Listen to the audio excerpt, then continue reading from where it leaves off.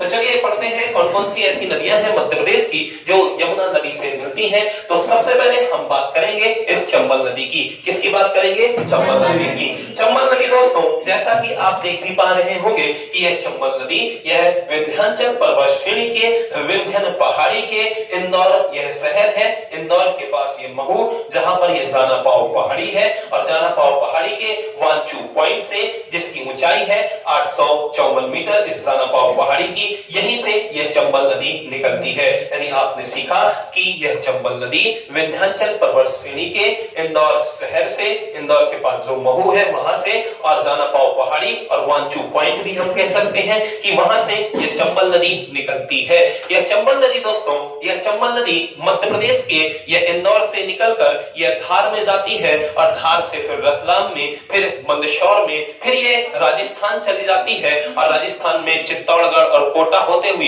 ये फिर से मध्य प्रदेश में प्रवेश करती है और मध्य प्रदेश में श्योपुर, भिंड, मुरैना होते हुए यह उत्तर प्रदेश चली जाएगी और उत्तर प्रदेश में दोस्तों यह इटावा के पास जाकर यमुना नदी से मिलती है। जैसा कि आपने सीखा कि हमारे मध्य प्रदेश के इंदौर, धार, रतलाम, मंदसौर, फिर राजस्थान जाएगी, उसके बाद पुनः ये मध्य प्रदेश में प्रवेश करेगी और श्योपुर, भिंड, मुरैना, इटावा यूपी में होते हुए ये जाकर यमुना से मिल जाती है। तो यमुना, यदि चंबल नदी की बात करी जाए तो चंबल नदी के दोस्तों यदि हम बात करें कि ये चंबल नदी कितने किलोमीटर की है तो यह 965 किलोमीटर इसकी लंबाई है। दोस्तों यह 965 किलोमीटर इसकी लंबाई है। यह हमारे मध्य प्रदेश की दूसरी सबसे बड़ी नदी है। यानी हमारे मध्य प्रदेश की पहली सबसे बड़ी नदी नर्मदा थी, यह मध्य प्रदेश की दूसरी सबसे बड़ी नदी है। दोस्तों याद रखिएगा यह है चंबल नदी। इसके और भी कई नाम हैं, जैसे हम इसे चरमावती के नाम से भी पुकारते हैं,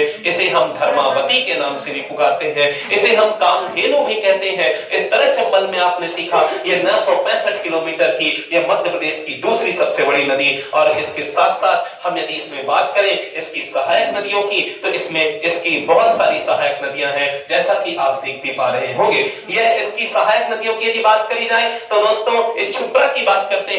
ये क्षिप्रा ये चंबल की एक सहायक नदी है। ये क्षिप्रा नदी दोस्तों काफी बड़ी पहाड़ी इंदौर से निकलती है। ये क्षिप्रा नदी काफी बड़ी पहाड़ी इंदौर से निकलती है और बाणेश्वर कुंड उसे हम कहते हैं। कभी कभी एग्जाम में पूछ लिया जाता है कि चंबल की ऐसी कौन सी सहायक नदी है जो बड़ेश्वर कुंड से निकलती है, तो वो क्षिप्रा नदी है जो कि बड़ेश्वर कुंड से निकलती है। यह उज्जैन जैसे जिलों में प्रवाहित होते हुए उज्जैन ये महाकाल की नगरी इसी के किनारे बसा हुआ है। दोस्तों यह उज्जैन शहर याद रखिएगा, तो यह क्षिप्रा नदी के किनारे ही है यह उज्जैन। आप भी इस बात को भी आप याद रखिएगा, यहाँ से भी कभी कभी क्वेश्चन पूछ लिए जाते हैं। इस तरह क्षिप्रा ये आगे बढ़ते हुए यह मंदसौर में चली जाती है।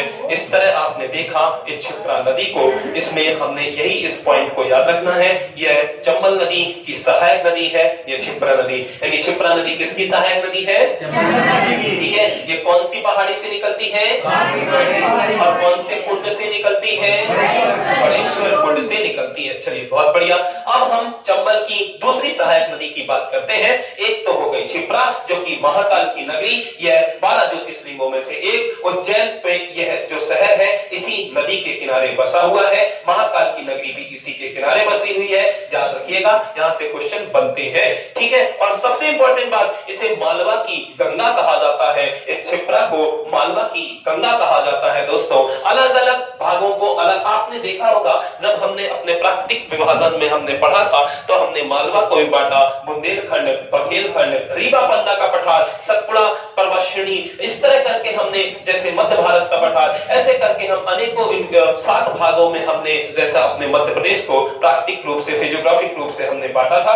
तो यदि हम बात करें तो अलग अलग रीजन में, अलग अलग भागों में अलग अलग नाम से इन नदियों को पुकारा जाता है। जैसे क्षिप्रा को मालवा की गंगा कहा जाता है। क्षिप्रा को हम क्या कहते हैं? मालवा की गंगा कहते हैं। ठीक है। तो इसी तरह आप देखेंगे अब इस चंबल की दूसरी सहायक नदियों को। तो यदि बात करी जाए चंबल की दूसरी सहायक नदी जिसका नाम है दोस्तों काली सिंधु। क्या नाम है? यानी चंबल की दूसरी सहायक नदी जिसका नाम है काली सिंध, यह दोस्तों बागली गांव देवास से निकलती है। यह देवास के एक बागली गांव है, वहां से यह नदी निकलती है जिसका नाम है काली सिंध। यह भी चंबल की एक सहायक नदी है। जैसा कि आप देख भी पा रहे होंगे, यह देवास से निकलती है, उसके बाद यह सीधे जाकर दोस्तों यह राजस्थान के क्षेत्रों में जाकर चंबल से मिल जाती है। कहां पर जाकर, यह देखेंगे आप, बागली गांव देवास से निकलेगी, शाजापुर जाएगी, फिर राजगढ़ जाएगी और उसके बाद यह कौन सा क्षेत्र कहला जाता है, याद रखिएगा, यह राजस्थान का क्षेत्र कहला जाता है। वहां पर जाकर ये चंबल से मिलती है। ये मध्य प्रदेश में नहीं मिलती है, ये राजस्थान में चली जाती है और वहां पर जाकर चंबल से मिलती है। देख लीजिए आप, ये मैंने लिख दिया है, बागली गांव देवास से ये काली सिंध निकलती है, शाजापुर होते हुए यह राजगढ़ होते हुए फिर राजस्थान जाएगी और वहां जाकर चंबल से मिल जाती है। ठीक है। यदि बात करें अब नेवज, यह भी एक छोटी चंबल की सहायक नदी है। यदि हम बात करें इस नेवज की तो यह सीहोर से निकलती है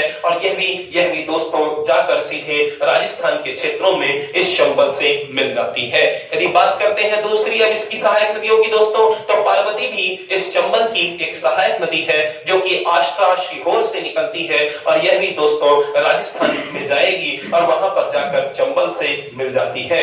यदि बात करते हैं अब दोस्तों कुनूर की, यह कुनो नदी यह शिवपुरी पठार से निकलती है। यह कुनो नदी शिवपुरी पठार से निकलती है, यानी शिवपुरी से निकलती है और इसके बाद यह कुनो जाकर यहाँ पर शिवपुर में, मध्य प्रदेश के ही यह शिवपुर जिले में जाकर इस चंबल से मिल जाती है। तो इस तरह आपने सीखा इस चंबल की सहायक नदियों को। सबसे पहले हम बात करेंगे, जैसा कि हमने पढ़ा क्षिप्रा को, दूसरी है दोस्तों काली सिंध, तीसरा हमने पढ़ा नेवज, चौथा पढ़ा पार्वती और पांचवा पढ़ा कुनो को। तो हमने, जैसा कि आप देख पा रहे होंगे, यह क्षिप्रा नदी यह काफी बड़ी पहाड़ी से निकलती है दोस्तों। यह काली सिंध नदी यह बागली गांव देवास से निकलती है।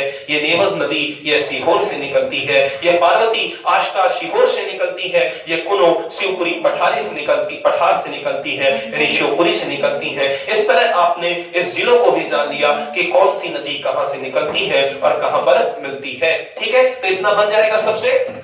तो चंबल नदी के बारे में आपने सीखा कि फिर यह नदी इटावा में उत्तर प्रदेश में जाकर किससे मिल जाती है, यह यमुना नदी से मिल जाती है। तो और भी इस चंबल के बारे में हम सीखते हैं। यह चंबल नदी बहुत ही इंपॉर्टेंट है, यहाँ से एग्जाम में ज्यादा क्वेश्चन पूछे जाते हैं। यह चंबल नदी दोस्तों, यह चंबल नदी यह अध्यारोपित प्रतिरूप है। यह एक इसका जो अपवाह प्रतिरूप है वो कैसा है, अध्यारोपित है। यदि अध्यारोपित का मतलब क्या होगा आपको समझ में नहीं आ रहा होगा कि इसे हम अध्यारोपित अपवाह प्रतिरूप कहते हैं।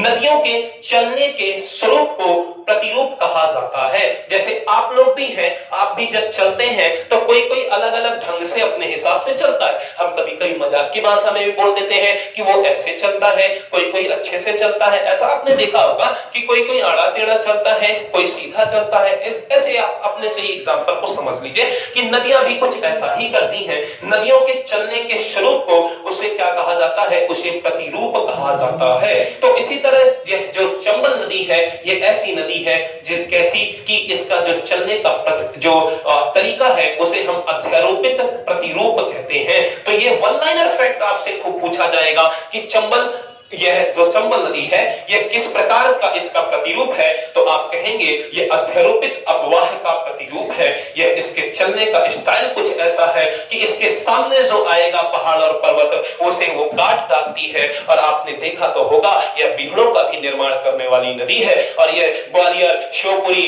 भिंड, मुरैना जैसे जिलों को ऐसा इसने बीहड़ बना डाला है और अपने सामने आने वाले पहाड़ों और पर्वतों को भी काट कर बहती है। उसी को ही हम, उस चलने के उस तरीके को ही हम क्या कहते हैं, अध्यारोपित अपवाह प्रतिरूप कहते हैं। इतनी बातें सबको समझ में, ठीक है। तो आपने क्या सीखा इस चंबल के बारे में, वन लाइनर फैक्ट, इसे हम अध्यारोपित अपवाह प्रतिरूप भी कहते हैं। दोस्तों इसी चंबल नदी पर डॉल्फिन का संरक्षण केंद्र भी बनाया गया है। इसी चंबल नदी पर डॉल्फिन, यह जो मछली है उसका संरक्षण किया जा रहा है। यह भी एक बहुत अच्छी बात है। और इसके वन लाइनर फैक्टों को समझते हैं। ये जैसे वटागुर या कटहवा या चित्रा इंडिका, ये कछुआ कछुए की प्रजातियों का नाम है और कछुओं को यहाँ पर संरक्षित किया जा रहा है इसी चंबल नदी में, याद रखिएगा। ठीक है, यहां से भी वन लाइनर फैक्ट पूछे जा सकते हैं कि जो कछुओं को जो संरक्षण दिया जा रहा है, उनकी प्रजातियां हैं, उनको हम यहीं पर संरक्षित कर रहे हैं, यह भी एक खुशी की और एक बड़ी बात है, तो याद रखिएगा।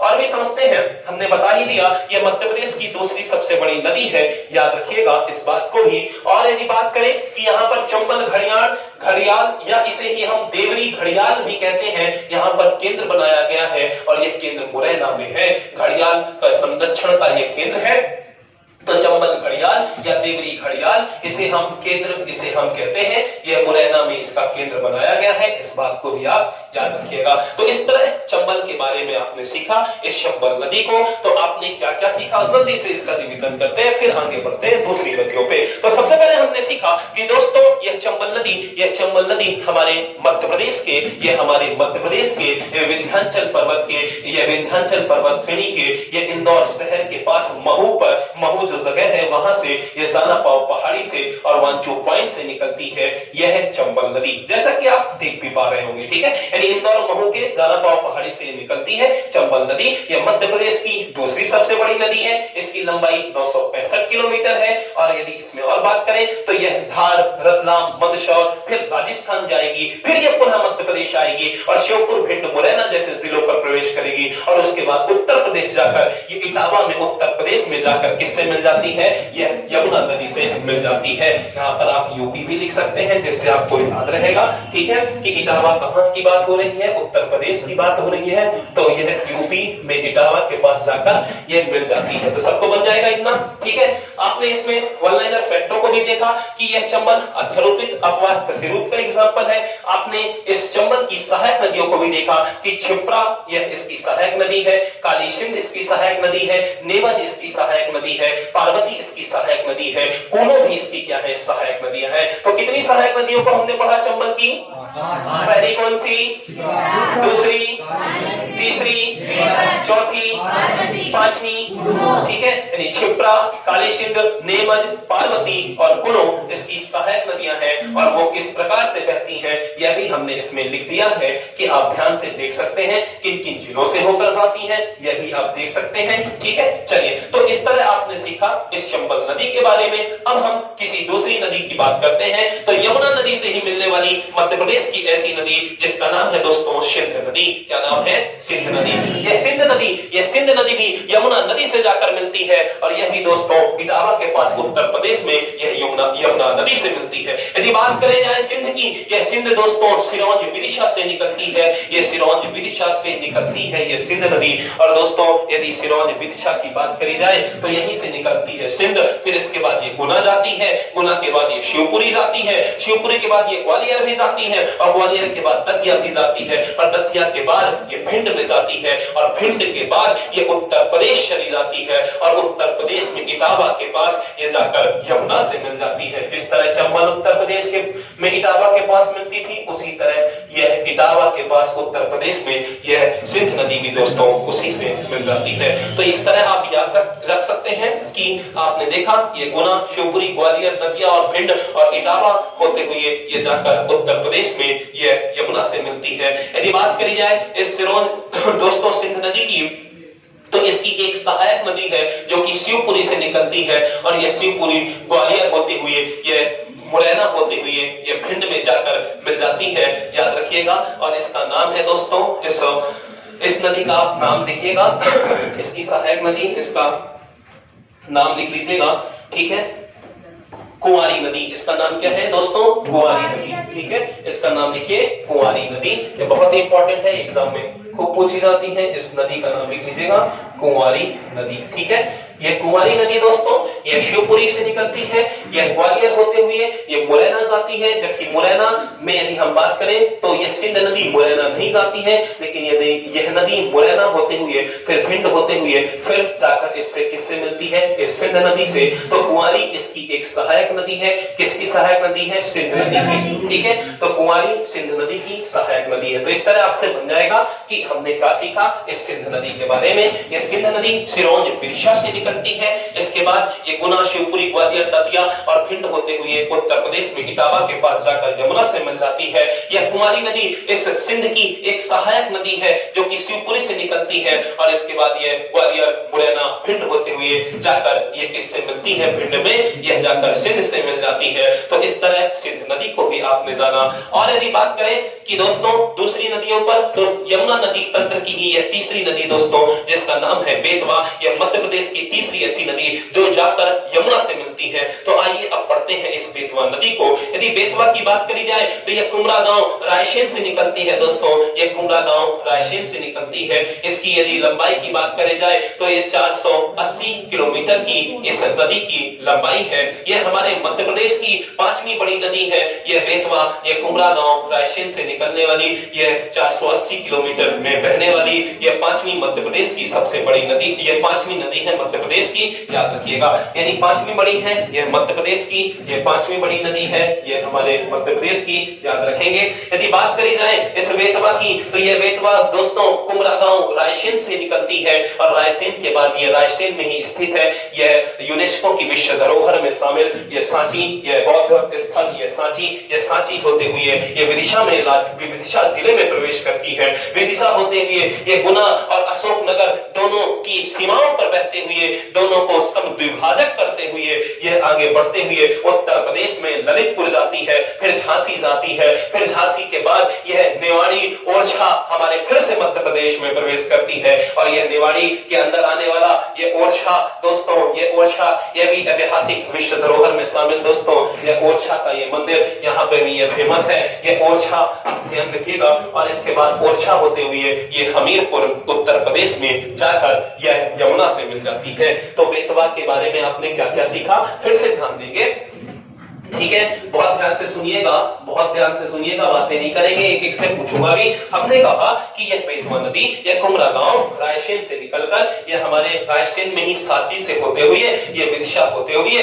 यह अगुना और अशोकनगर की सीमाओं से बहते हुए ये जाती है ललितपुर जो कि उत्तर प्रदेश का एरिया है, और झांसी भी उत्तर प्रदेश का एरिया है। यह पुनः फिर मध्य प्रदेश में प्रवेश करेगी और जाकर ये कहां पर मिलेगी? निवाड़ी में। यह ओरछा होते हुए यह चली जाती है कहां पर? यह हमीरपुर उत्तर प्रदेश में ये चली जाती है यमुना के पास, यानी यमुना से मिल जाती है। ठीक है, ये जो हमने बनाया है इसको आप मैप में भी बनाइएगा इन नदियों को, जिससे आपको पढ़ने में आसानी होगी। इन्हीं जिलों से प्रवाहित करते हुए यदि हम मैप बनाकर इस नदियों को बहाते, यदि उसमें नदियां बनाते तो बहुत ही ज्यादा हौच-पौच हो जाता और आपको हम इतने डिटेल से नहीं बता पाते और ना ही इतने अच्छे से फिर लिख पाते उसके बारे में जानकारी। ठीक है, लेकिन आप मैप में जाकर बना सकते हैं। ठीक है, कोई इसमें ऐसी बात नहीं है कि बहुत कठिन बात है। इसी तरह आप भी इसमें नदियों को जिलावार प्रवाहित करते हुए पढ़ सकते हैं। तो इसके साथ साथ हमने यह सीखा कि यदि बात करें इसकी सहायक नदियों की तो दोस्तों इसी इंदौर से इसी रायसेन से ही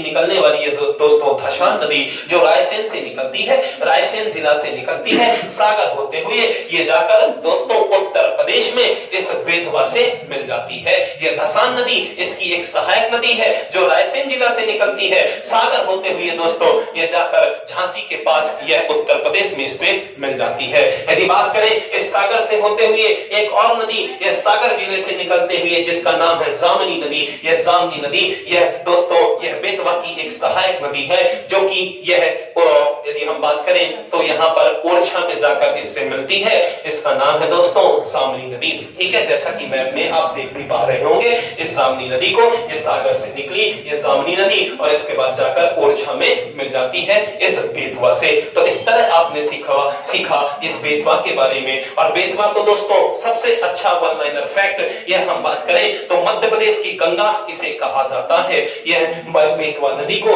मध्य प्रदेश की गंगा कहा जाता है और यह दोस्तों बुंदेलखंड की भी गंगा है। जैसे आपने सीखा था कि हमने मालवा की गंगा कहा था क्षिप्रा को, उसी तरह दोस्तों इस बुंदेलखंड की जो गंगा है यह बेतवा नदी है और यह मध्य प्रदेश की गंगा भी इसे कहा जाता है। याद रखिएगा, याद रहेगा सबको।